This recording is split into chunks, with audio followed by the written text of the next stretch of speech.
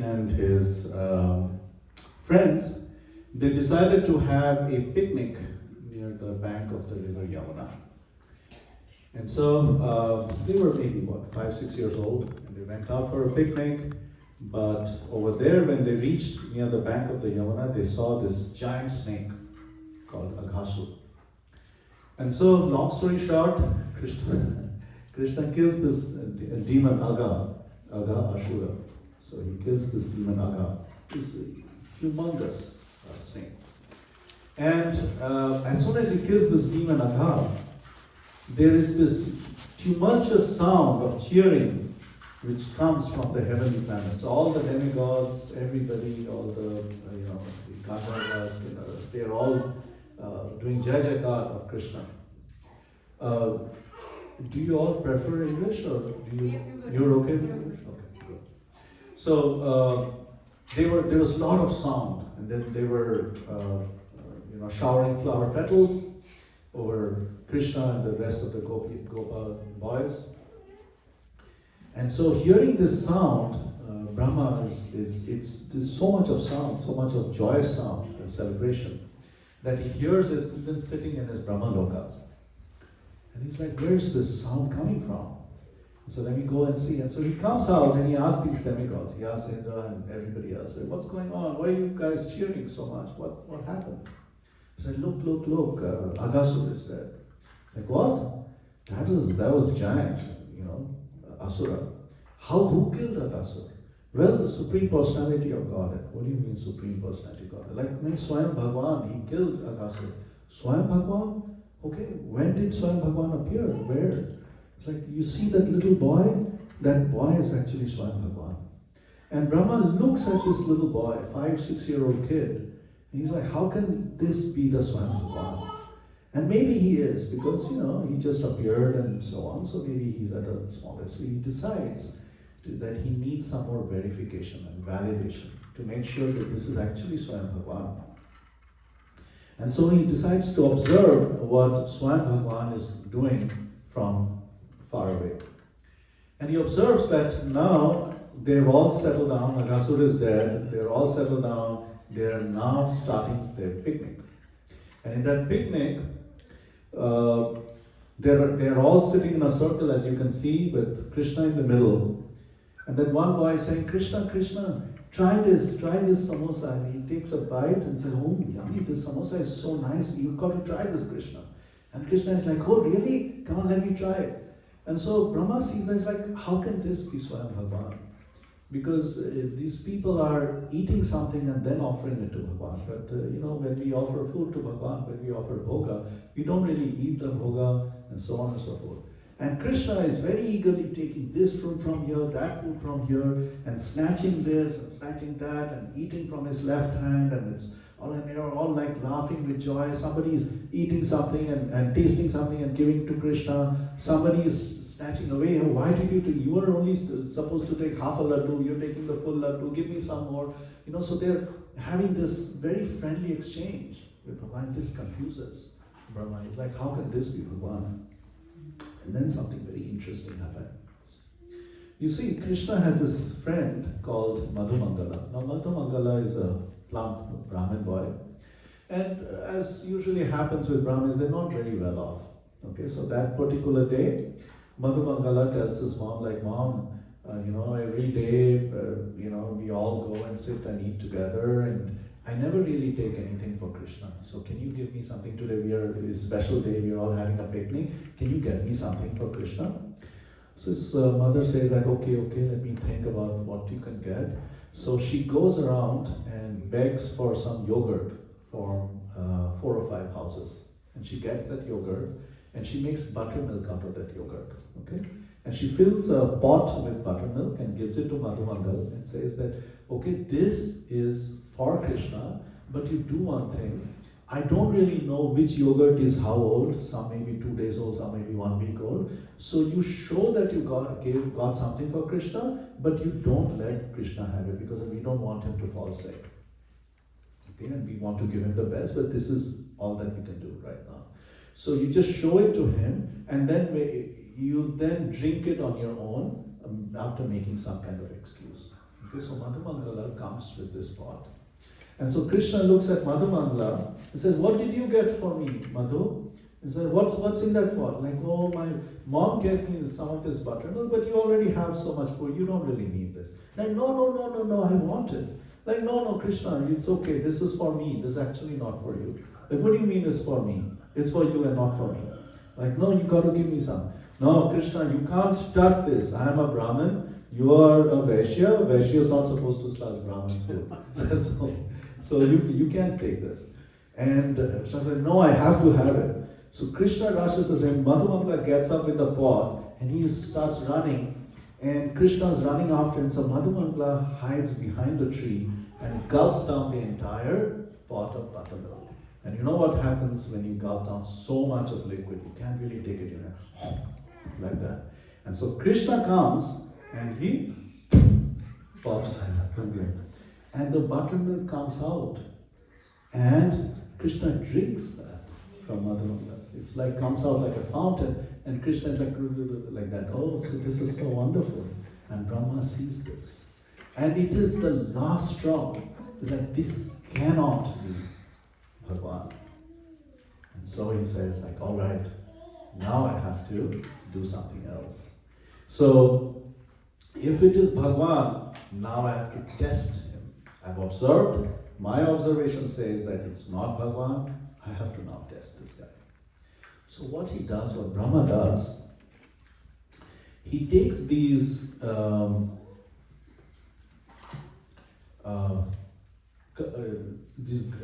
calves, he says like, all right, I'm going to take away everybody who's surrounding Krishna. And then I will see how Krishna reacts. And when he comes to me and he says that, all right, I don't really know where my calves went, I don't really know where my friends are, then I will tell him that, oh, actually I took it away. You know? So that will tell me that he is not God. Okay? So, what he initially does is he creates these wonderful green patches of grass, each patch greener than the other one. So patch A, B, C, D. So B is greener than A, C is greener than B, D is greener than C, like that. And like that, he lures the cows away. Right? And so as he's luring the cows away, Krishna and the Gopa boys are saying, hey, the cows are going over there, Krishna. Like, okay, that's all right, let them graze. And then the cows went a little bit farther, and now Krishna, his sixth sense kicks in. It's like, what is really going on? Okay? And as soon as his sixth sense kicks in, there is this Shakti, there's this energy that Krishna has, which is called Sambit. And he basically then reminds himself that he is God. Otherwise, he's in Yoga Maya, in Vrindavan, so that he can enjoy the pastimes. And at that point of time, he's not reminding himself that he's God, so he can enjoy it. So as soon as he's reminding himself that he's God, he understands what is going on. That Brahma is trying to do this. But can anybody take any Brajvasis away from Krishna? Is it even possible? It's not possible. So what he does immediately is that he takes the calves, the real calves, and all the cowherd boys, Hare Krishna. He takes all the real cows and cowherd boys and he hides them somewhere. And he replaces them with what is called as this Maya calves and cowherd boys. Okay? And so Brahma, when he takes these calves away, he doesn't take the real calves away. He doesn't even know. So Brahma, who is supposed to put Krishna in Maya, is himself put in Maya. So he goes and he hides these real cows. And he comes and then he takes these Maya cows. And then he comes and he takes this Maya, Gopas, cowherd boys, and he hides them away somewhere. And so what happens to these real cows and real Gopas? Well, Krishna's already hidden them somewhere. And then what happened to them? Is everything gone? No. As soon as Brahma goes and moves everybody away, in Brahma's mind, there are no more cows, no more cowherd boys, all of them are with me. Immediately, Krishna expands himself into all of these cows and all of these cowherd boys. exactly that characteristics, exactly that look, exactly everything, just the way those cows and those cowherd boys are. And so Brahma nicely and quietly puts them away in his place, and he's about to come back and say and realize that, oh, Krishna is now looking frantically, where is his cowherd boys, where are the cows? And then Brahma will tell them, don't worry, I have them, and everything is fine. And then Krishna will say, oh, thank you so much, Brahmaji, I really appreciate it. So this is what's going on in Brahma's mind. And he comes back, and what does he see? He sees that the cows and the cowherd boys are right there, and they're playing around, and they're still having a picnic. And Brahma like, how is that possible? Did I not put them in the right place? He does a double take. And no, they are over here and these are over here. And so he's completely bewildered. He's bewildered by Krishna's inconceivable potency. How did this even happen? How can this happen? So Krishna's potencies are inconceivable, it says. Does anybody know what is the meaning of the term inconceivable? Because of human intelligence, we can't able to understand Okay. what happens. Okay. You were saying something? Prabhuji? Yes? Oh, Yeah. I was just saying that it's The just same thing? understand it, yeah. Yeah. Can you give an example of Krishna's inconceivable potency? Any example? When you just explained. Okay, what else other than that? It's hard to recall right now. Okay, alright. So God is within every atom of this universe, and the entire universe rests on God. It's inconceivable. How can that happen? Right? Yeah. Then the Lord lifted up the Govardhan hill and kept it lifted up on his pinky finger, left hand's pinky finger, for 7 days and 7 nights. How is that possible? By anybody, right? So these are all. The Lord is in 16,108 palaces in Dwarka at the same time, with 16,108 wives doing different things at the same time. How is that possible? Right? So this is inconceivable. We can't understand it with human intelligence. Okay? So once Brahma understands this Krishna's inconceivable potency, he has a moment. It's like, oh no, I completely messed up. This is none other but the Supreme Personality of Godhead. He's actually my boss. So now I have done some kind of offense. I need to figure out what to do. So he comes to Krishna and then he offers some prayers. And so today we are going to talk about Brahma's prayers to Lord Krishna. So this is in Canto 10, chapter 14. So the first text, first prayer that Brahma offers is describing Krishna's transcendental beauty. His beauty which is above the beauty of this universe. It is very difficult to describe, but he makes an attempt anyways. And why is it so important for him to describe this transcendental beauty? Because you see, who is the creator of all the beings on this universe? It is Brahma. So who gives them their beauty? Who gives them their sort of their form or their appearance? That's coming from Brahma. So when he's describing this, he's saying that, okay, even I cannot comprehend how beautiful you are. I cannot even construct this beauty. So you're beyond my abilities. So you're transcendental.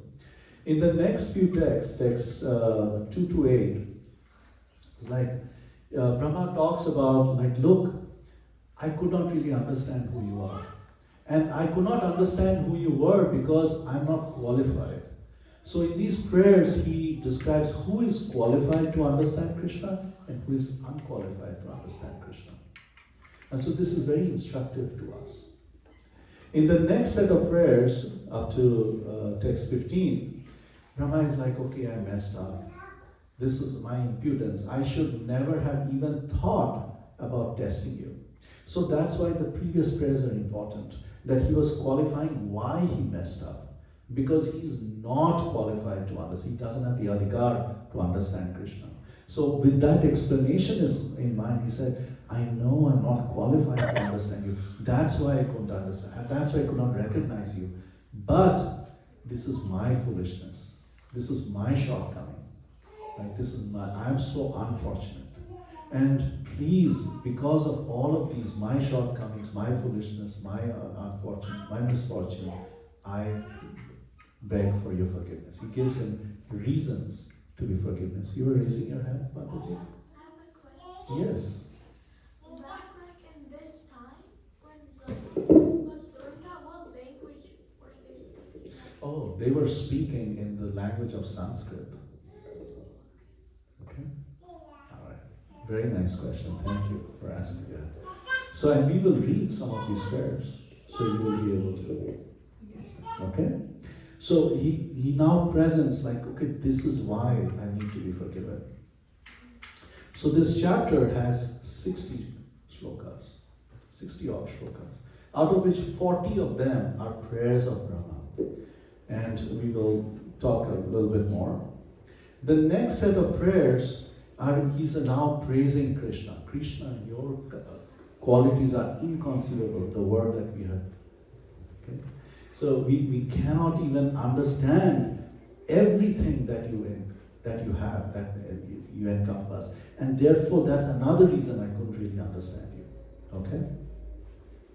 And then the next set of prayers, up to 29, is he now says how to understand. He says, I can understand, nobody can understand Krishna by speculating about him. Like maybe he's like this, maybe this is what he likes, maybe that's it. So using our mind, using our intelligence, you cannot understand Krishna. You can understand Krishna using bhakti. By offering him devotion, you can understand him. So he talks about that, 24 to 29, superiority of bhakti over speculative knowledge. Okay?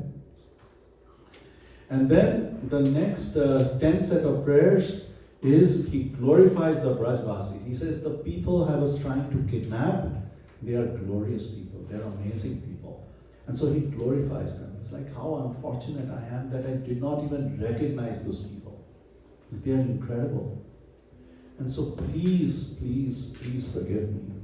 Okay? And then Krishna forgives Brahma, right? No. Krishna says, Brahma, are you done? Have you said whatever you want to say? Because I need to go. My friends are waiting for me. I need to go play with my friends. And so Brahma goes home, goes back home. He's not forgiven by Krishna. And Krishna starts for his home.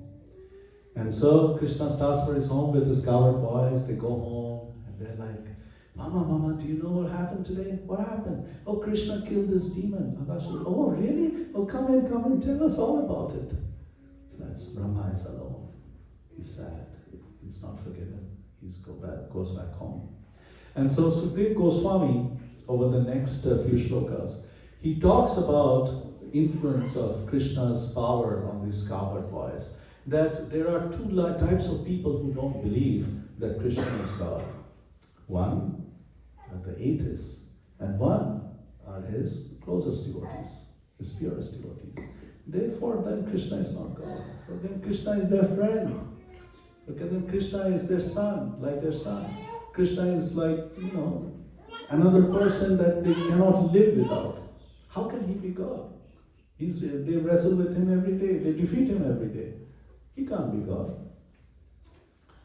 And so Krishna enters Braja with the cowherd boys. This is the description given by Sukadeva Goswami. And finally, the last couple of sets of prayers. The dearmost object, the closest object that one can have is oneself. You see, this is a very interesting shloka. This is very interesting, couple of shlokas actually, few shlokas from Sukadeva Goswami. He's saying, who do we love the most? And he's not saying Krishna. He says, who do people in general? He's contrasting the people, the Brajvasis from the people in general. He says the Brajvasis, they love Krishna the most. But people in general love themselves the most. And he draws parallels. He says, do you know why they love themselves the most? They love themselves the most because they actually love Krishna the most. And they don't realize that they love Krishna the most. And so the Lord, Krishna, is present in our heart. And so whatever we want to do, it is perverted, we are thinking that we are pleasing ourselves because we have this in our DNA that we have to please somebody. That is in our DNA. And since we do not know who we have to please, so we end up pleasing ourselves. But why is it in our DNA? It is in our DNA because from beginningless time, the reason why we ever existed is to please Krishna. And since we can't find Krishna, we have to find the next best thing, and that is ourselves. Right? So this is a very, very interesting theory and philosophy which he puts out there in those next set of prayers. That the dearmost object of an embodied soul, of people like us, embodied and conditioned soul, is actually self, which is so different than the Brajvasis. And so he concludes by talking about the ultimate of object of love. Therefore, just change that from yourself to Krishna. And if you can make it, then make that happen. Then he gives the Falashruti. If somehow or the other somebody is able to make that happen, then they are freed from all the anxiety and all the stress of trying to please themselves. Trying to please somebody who is very seldom pleased, who is very difficult to please. And you cannot keep pleasing that person again and again and again. Eventually, you as your own master is going to get fed up and say, no, I'm not yet happy. I'm not happy with everything that you're doing for me. And that's why you have to do something else. But if you do the same thing with the Lord, then the Lord will be easily pleased, easily satisfied. So this is the Falashruti that he's talking about. So these are the set of prayers. So I picked up 4 or 5 different prayers over here, so we'll look at those. So remember, the first prayer, I was telling you, remember that picture? Here, let me pull up that picture again. This is the picture. So this is what Bramha sees as soon as he comes in front of Krishna. So what do you guys see over here? Okay, Pradyumna, what do you see? How do you see Krishna? Okay. What do you see in his hands? I think a flower. Okay. You see at least a flute. You see something else in his hand, right? On his left hand, right? In which hand do you see that? In his left hand. He's holding that, okay? So now let us see what that is. So this is exactly what Bramha prays. Sri Brahma Vacha. It's okay if you wish to, but you don't need to. Namityate prabhuse tatit ambaraya gunjavatam sapariprichala sanmukhaya vanne sraje kavala vitra vishana venu lakshma shriye midupade pashupankajaya. So he says Namitya. So Brahma, Sri Brahma is saying Namitya. Namitya means I'm paying obeisances to you. Namo to you. Namitya. To who? To somebody, to you, they, you who are in front of me, O Krishna, my obeisances to you. And he's describing, he says, Abra Vapuse. Abra is the color of the freshly formed rain clouds. So it is black but not really black. It is blue but not really blue. It's bluish black. Okay? It is a color which actually doesn't exist in this material universe. So he's saying, I am paying obeisances to you, my dear Lord, who is this bluish black. Okay? And you are wearing these beautiful yellow garments. And this yellow garment, Ambaraya, is like 30. it's like lightning. So it's lightning on these clouds. It's looking like that. On your wonderful rain cloud-like complexion, it's like lightning. And what else is going on with Krishna? So there are these beautiful berries called gunja berries. You know, even now if you go to Vrindavan, you can see ornaments made of gunja berries. In other places as well, I'm pretty sure. Rishikesh and all also. You'll see ornaments in some of the spiritual stores. You'll say, oh, this is a gunja berry ornament. Either for your ears or for your necklace or something like that. Okay? So he's saying he's wearing gunja vatamsa. So he's wearing these earrings which are made up of gunja berries. Okay? And he has this paripricha. Paripricha is this peacock feather. Okay? And with these gunja berries and this paripricha and the tari ambaraya, he's looking so beautiful. His mukha, his face is looking lasant, it's looking resplendent. So splendid, so incredible. And then what else? He's garlanded. He's garlanded with the vanya saje, with these flowers which are growing out, these wildflowers in the forest. With these forest flowers, he's wearing a garland. And on his left hand, you all remember Pradyumna, what you saw in his left hand? He has what is called as kavala. Kavala is a mixture of yogurt and rice. And how is he holding it? He's holding it in his left hand. And so that was one of Brahma's, he's eating it with his right hand, left hand. How can he be God? So it's like, no, that is your ornament. Look, you have this kavala on his left hand. And what else? On your right side, you have Vishana. Vishana is this bugle, this horn. Or you call the calves in this case, with this horn. Or you announce that you're coming, so that others know that you clear the path. And you have a Venu. Venu is about 6 inches. Bansuri is a little bit longer. Venu is, and he has that on his left side. So if you go back to the picture, you will be able to see that. On his left hand over here, on this side, left hand side, near where he's holding the kavala, is a Venu. And then these are these are his identities, Lakshma Shriya. Okay? This is how he's known. So the acharyas can ask, like, who are you paying obeisances to? Who are you saying Namo to? Are you saying Namo to Krishna? Or are you saying Namo to, Narayan? Because Brahma's boss is Narayan. Brahma's boss is the Shvetadvip Narayan. Right? Are you saying Namo to him?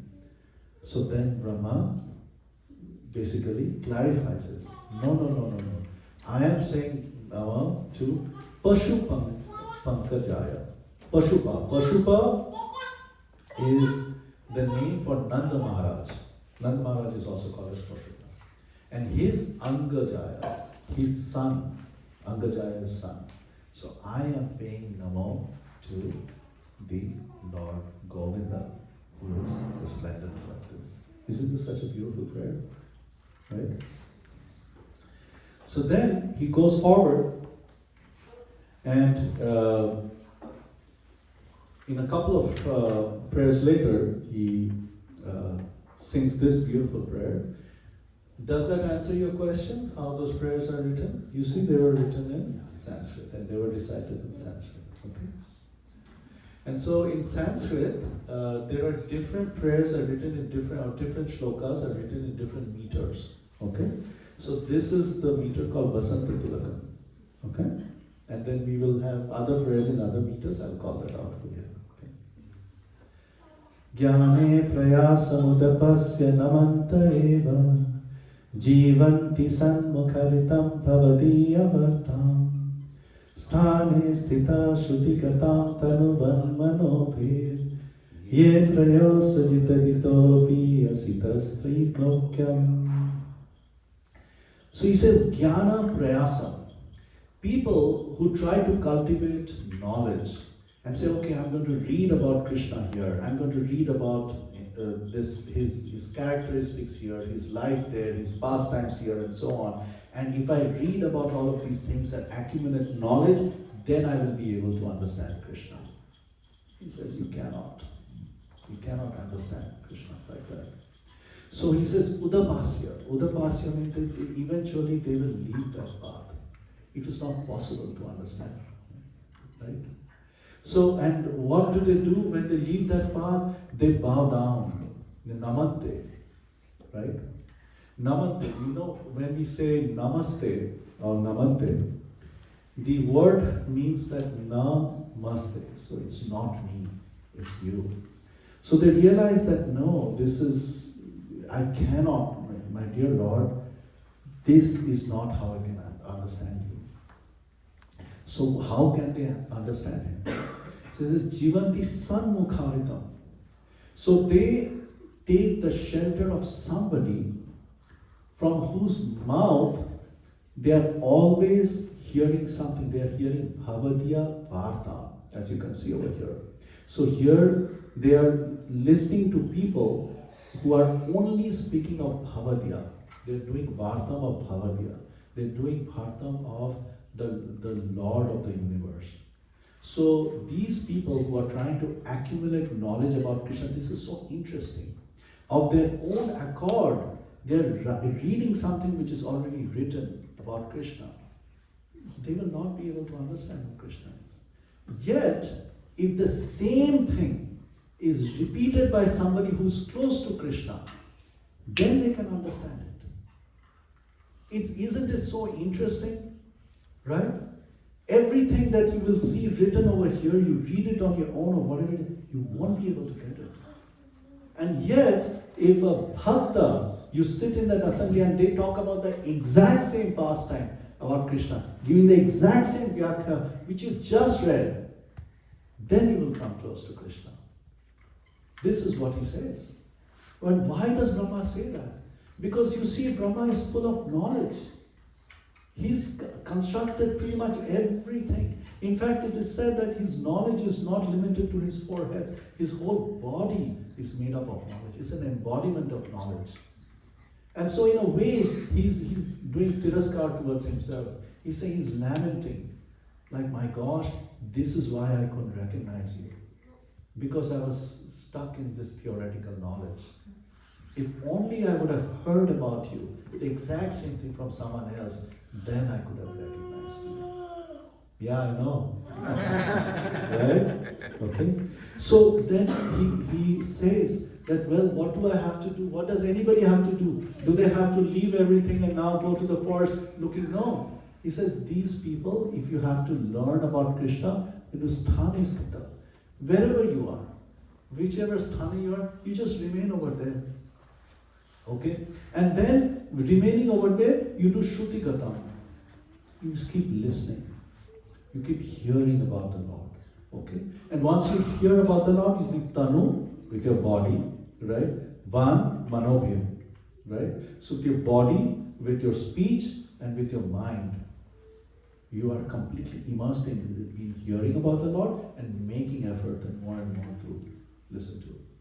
Okay? And if you do this prayas, ye prayaso, then jito jito pi, jita, ajita jito.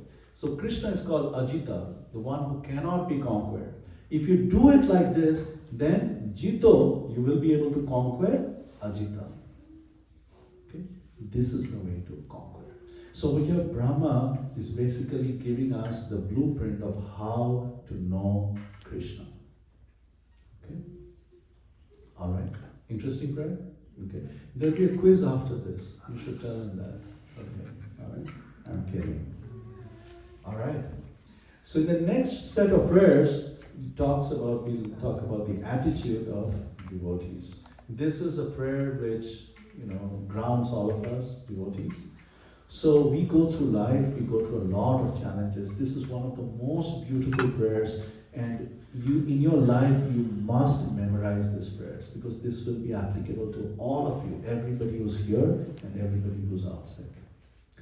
Tattenu kampa susame kshamana punjana evatma kritam vipakam Ridvagvapurvi Vidadan Namaste Jiveta Yomukti Pade Sadaya. Satate. Tat, that, te, you. That comes from you. And what comes from you? What comes from you, Krishna?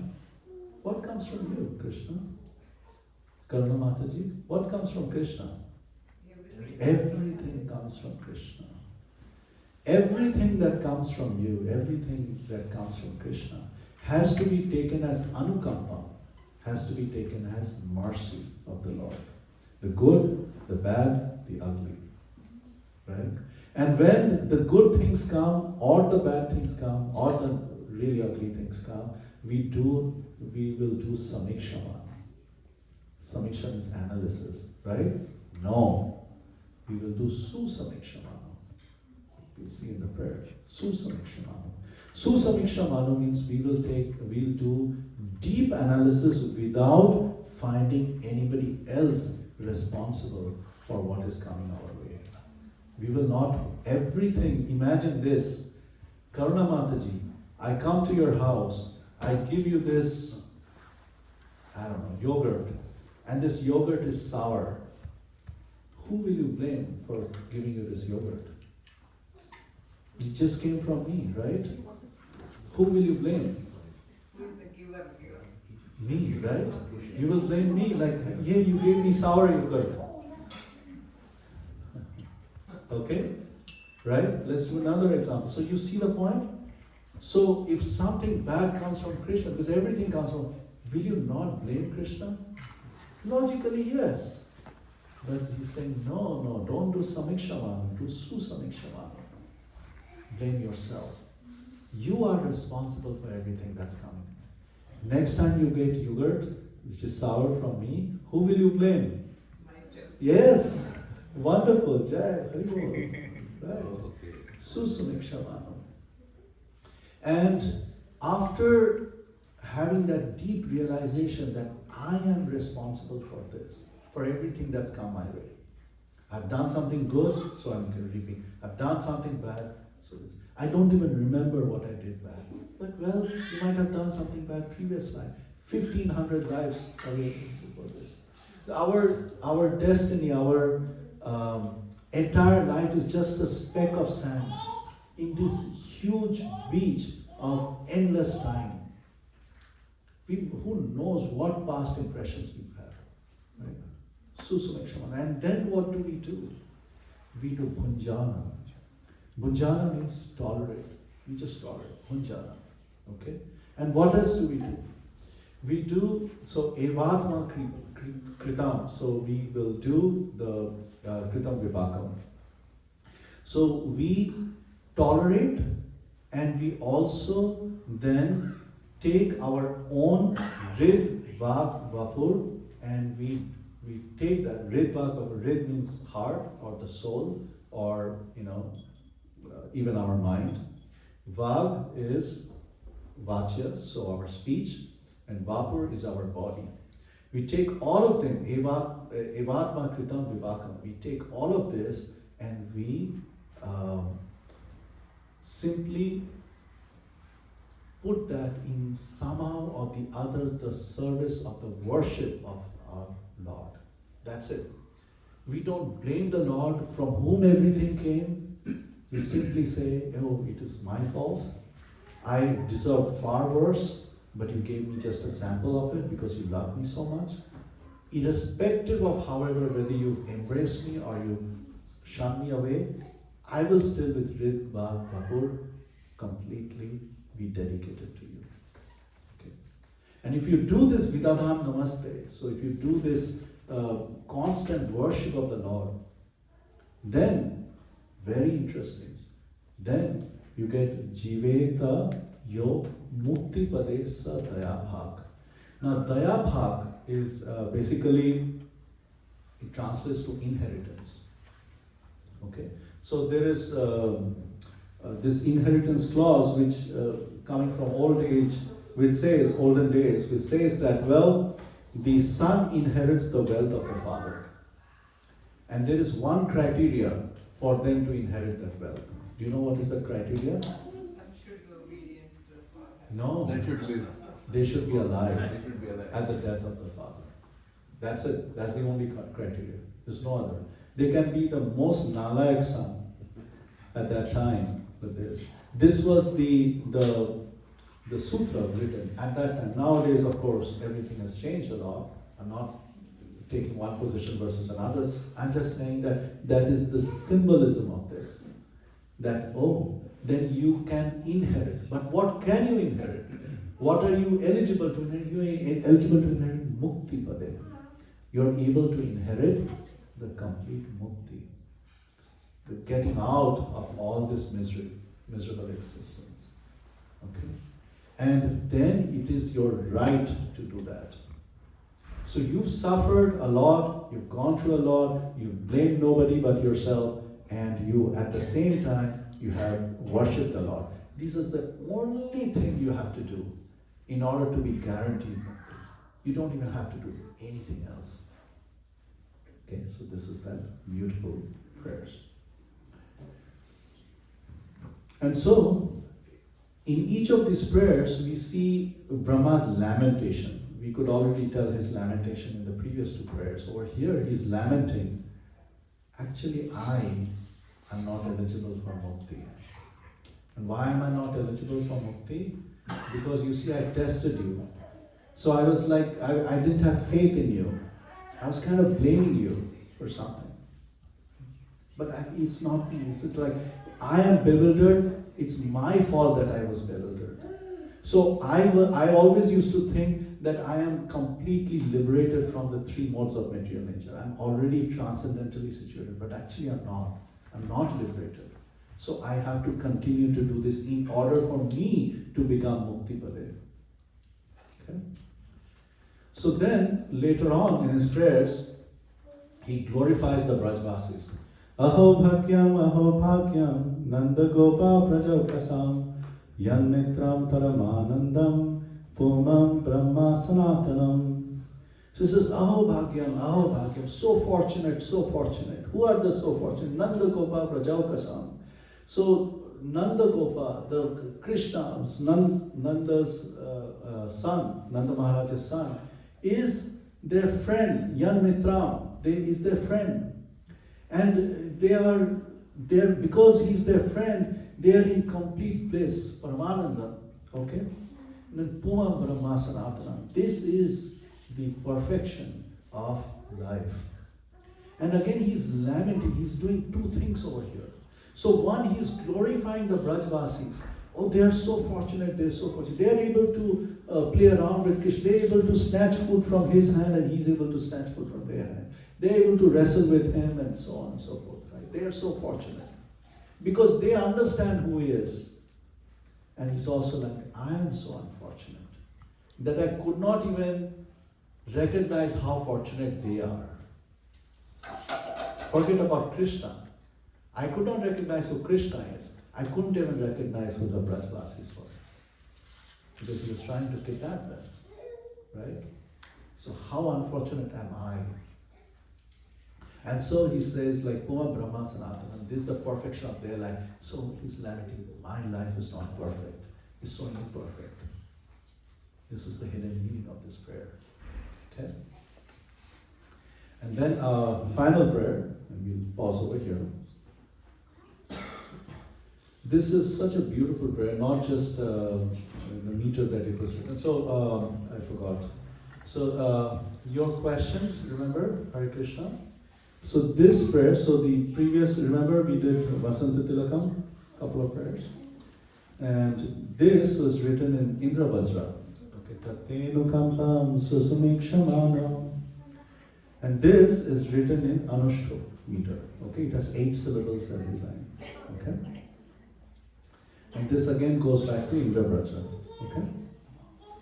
Samskrite pada pallava plavam mahat padam punya yasha murare bhavam buddhir vatsa padam param padam yad vipadam natesham. He says samsrita.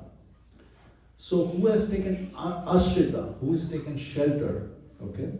who has taken shelter of the Pada Pallava Plavam. So the Pada is the feet, Pallava Plavam is the lotus feet of you, Ye who's Murare. Okay, in the second line you'll see. Of Murari, the people who have taken shelter of the lotus-like, of the boat like lotus feet of yours. Okay? For these people, Bhavam Buddhi, Bhava Ambudhi. Bhava is the entire universe, the material universe. Ambudhi is the ocean. The ocean-like material existence, the ocean-like bhava, okay, shrinks, which is so difficult to cross, shrinks like a vatsapada, like the hoof print of a vatsa, of a calf. Okay. So what he's saying is the entire material existence is so difficult to cross. There are so many challenges that come in. Challenges of health, challenges of wealth, challenges of relationships, challenges of, this day-to-day existence, the grind. My gosh, when is it ever going to end? Right? You grow up, it's like, oh, you have to study. Why do you have to study? Well, because you have to have a job. Well, the interesting thing, ask them. Ask these people who ask you this thing. Oh, so you've studied, you've gotten a job. Are you happy? No, life really sucks. Okay? So then why do you want me to study and become like you? And get this job so that my life will also suck like yours. Right? Why would you do that? Does anybody ask that question? No. Like, okay, this is the right thing to do. Okay, study. Oh, go to the good college. Okay, I'm there. Study some more. Okay, I'm there.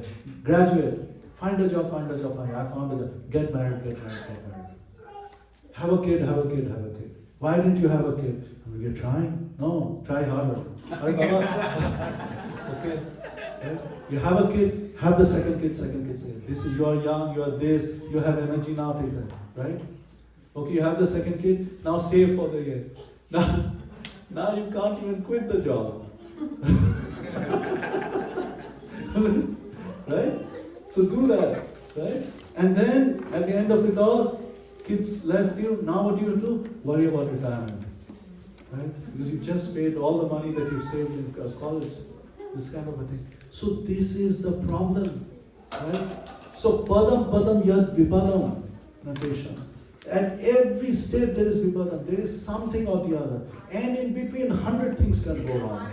Right? All of a sudden you see that somebody's put in some tariff. Right?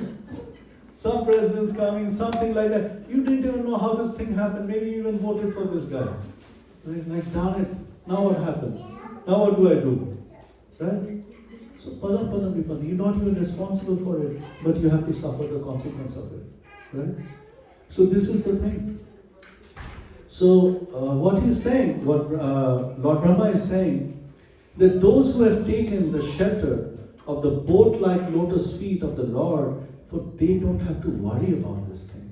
For them, going through this entire ocean of material existence is nothing. Crossing that ocean is nothing. It's just crossing the small hoofprint of a calf. Okay? So with this, I will pause. So these are some of the prayers of Brahma. But I will do an epilogue real quick. So Brahma leaves, as you all know. Krishna is like, okay, are you done? Yes, I'm done. And can I go now? So I have to play with my friends. So he goes and all that. And then later on, much later on, he again meets up with Brahma.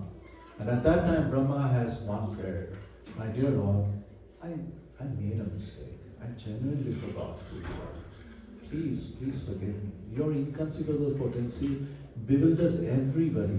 So, what am I? I'm just a jiva. So please forgive me. And Krishna says, okay, what do you want? He said, well, the only thing I want is your next lila. This lila I forgot you. In your next lila, please grant me the benediction so that I always remember you. And so Krishna says, okay. So when Krishna comes back in Gaur Lila, Brahmaji comes back as Srila Haridas Thakur. And he never forgets Krishna. He's always there. Okay? So with this, I will pause here and I will invite any questions or any comments that anybody has had about today's class. Okay? Okay, and then we'll do the quiz. Okay, questions or comments from anybody about Brahma Stuti?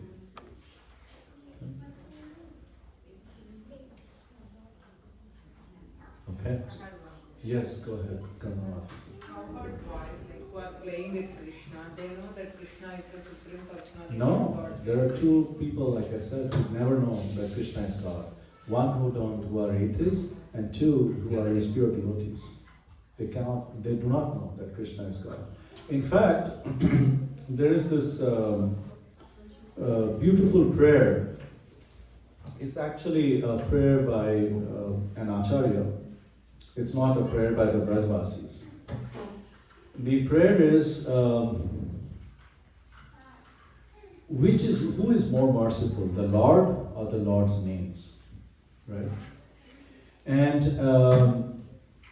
he's praying that this is, I think, Harishori Prabhu's prayers, that he's praying that, look, when Trinavarta took you up, right, and then you killed Trinavarta, and Trinavarta is now lying dead, and Mother Yashoda and the gopis, they come running and they pick you up, and they utter the names of Govinda and Narayana and so on around you to protect you. Okay? So my dear Lord, you have the ability to protect everybody, but your names have the ability to protect you. So your names are superior than you. Right? So, but why are they uttering the names? Because they don't believe that Krishna is God. Right? Does that answer your question? Beautiful. Okay? Yes, Sirisha Mataji.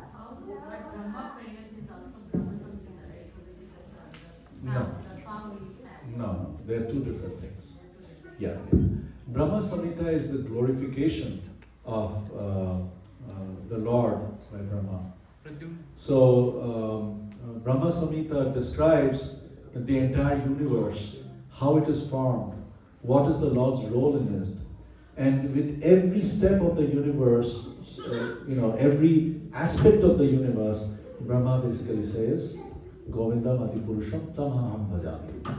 So you are the Adipurush, you are the eternal person, you have always been here, even before I got here. Okay? Tamaham Bhajami, I worship you. And so he describes how the entire universe is formed. Okay?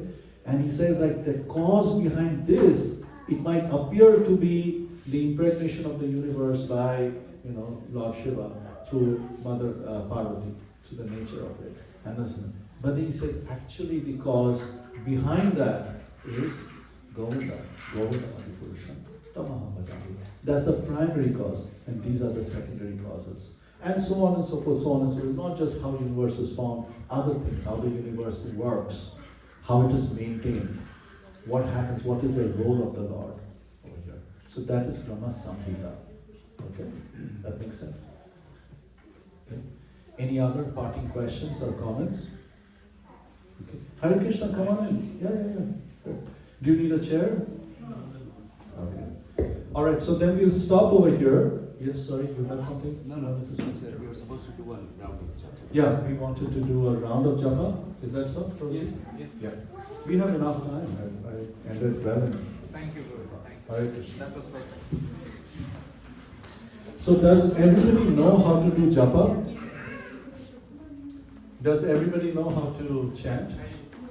Do we have enough beads? Yes. Do we have? Okay. Oh, there you go. Lakshmaya Prabhu is distributing beads. And meanwhile, sorry, I didn't mean to interrupt. You go ahead.